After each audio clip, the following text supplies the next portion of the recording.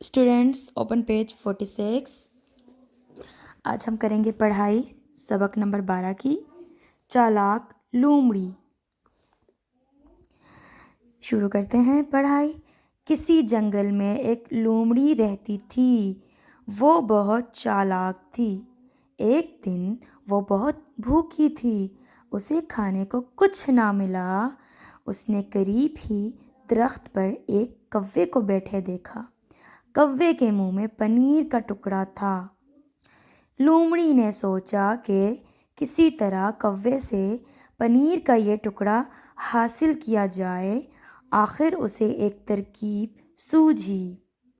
لومڑی نے کوے سے کہا کہ میں نے سنا ہے کہ تم جنگل میں سب سے زیادہ عقل مند ہو اور جانوروں کو بہت اچھی باتیں بتاتے ہو۔ جنگل کے سب جانور تمہاری بہت تعریف کرتے ہیں اور تمہاری آواز بہت اچھی ہے۔ مجھے بھی کوئی اچھی بات بتاؤ۔ کوا اپنی تعریف سن کر بہت خوش ہوا، مگر جیسے ہی اس نے بات کرنے کے لیے منہ کھولا، اس کا پنیر کا ٹکڑا نیچے گر گیا۔ لومڑی نے پنیر کا ٹکڑا اٹھایا اور جنگل کی طرف بھاگ